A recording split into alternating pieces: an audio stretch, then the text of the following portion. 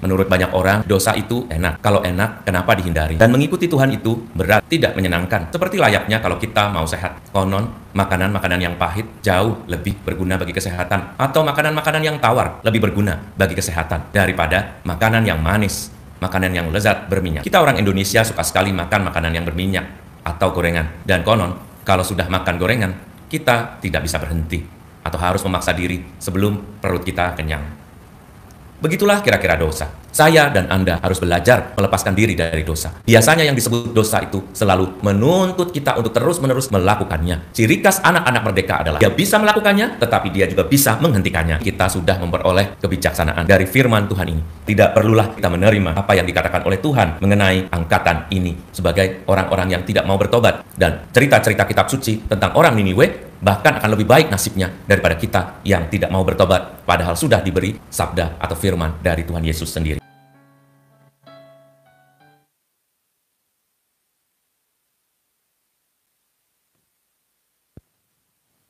Segala ujung bumi telah melihat keselamatan yang datang dari Allah kita.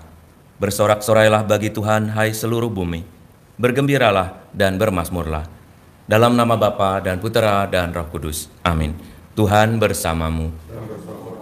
Saudara-saudari sekalian yang terkasih, selamat pagi dan selamat datang dalam perayaan Ekaristi ini.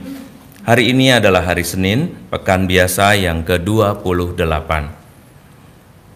Marilah kita persiapkan hati kita supaya kita pantas di hadapan Tuhan.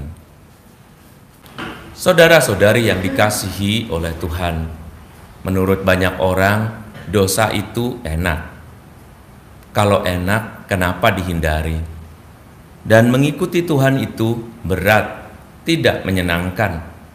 Seperti layaknya kalau kita mau sehat. Konon, makanan-makanan yang pahit jauh lebih berguna bagi kesehatan. Atau makanan-makanan yang tawar lebih berguna bagi kesehatan daripada makanan yang manis, makanan yang lezat berminyak. Kita orang Indonesia suka sekali makan makanan yang berminyak atau gorengan. Dan konon, kalau sudah makan gorengan, kita tidak bisa berhenti atau harus memaksa diri sebelum perut kita kenyang. Begitulah kira-kira dosa. Dosa itu selalu manis, dan dalam lagu anak-anak sering disebutkan, di dalam dunia ada dua jalan. Kalau jalannya lebar, itulah jalan dosa. Dan kalau jalannya sempit, jalan menuju Tuhan. Aneh sekali kalau kita membayangkan, kenapa dosa selalu dibayangkan dengan hal-hal yang enak, yang lebar, yang leluasa. Sedangkan pertobatan atau memilih jalan Tuhan dianggap sebagai jalan yang sulit, jalan yang pahit, jalan yang penuh perjuangan. Cara berpikirnya mungkin bisa kita ubah. Menurut bacaan hari ini, dikatakan mengenai kabar tentang Hagar dan Sarah. Keduanya adalah istri Abraham. Hagar adalah budak dari Abraham, sedangkan Sarah adalah istri sahnya. Memang pada masa itu dibenarkan demikian. Dan apa yang dilakukan oleh Hagar adalah sesuatu yang membantu Sarah, karena Sarah merasa tidak bisa mempunyai anak, maka diizinkanlah Hagar untuk memperoleh anak dari Abraham. Tetapi Sarah kemudian diberkati oleh Tuhan di usia tuanya, kemudian dia melahirkan anak yang kelak akan menjadi keturunan atau induk dari bangsa Israel. Saudara-saudari, kisah Hagar dan Sarah ini oleh Santo Paulus dijadikan kisah seperti kita, yaitu yang satu berasal dari Gunung Sinai dan yang satu berasal dari Yerusalem. Kalau dikatakan Gunung Sinai, berarti itu adalah gunung perjanjian, orang yang dipenuhi dengan aturan-aturan akal saja. Kalau aturannya A, pakailah A. Kalau aturannya B, pakailah B. Di luar itu berarti dosa. Seperti orang kalau mau membangun rumah, kalau memakai aturan-aturan tradisional, maka akan menanam ini, menanam itu, mendoakan ini, mendoakan itu. dengan syarat ini, syarat itu. Kalau tidak, hatinya tidak enak. Dan kalau terjadi sesuatu, mungkin itu karena syaratnya kurang. Kira-kira begitulah cara hidup kita yang pakai rasio. Tetapi ketika kita berdosa, hal yang sama juga kita buat. Kita pakai rasio kita antara untung dan rugi, sehingga kita berdosa pun tidak terasa, karena menurut akal kita itu sudah paling benar. Kritikan dari Paulus ini mengatakan, kalau kita hanya menggunakan akal kita saja, maka kita bisa berdosa sementara kita merasa baik-baik saja. Sedangkan kalau kita menahan diri supaya kita tidak berdosa, atau kita membuat diri kita patuh akan kehendak Allah atau kepada kehendak Allah, hal itu menjadi sulit kita terima secara akal. Kenapa sih saya dikasih mulut gak boleh makan makanan manis? Kenapa saya dikasih mulut, selera, lidah saya masih bagus, saya bisa makan? Kenapa gak boleh sama dokter makan ini, makan itu? Lalu apa gunanya uang yang saya punya? Lalu kita mulai seperti dosa ya tadi ya.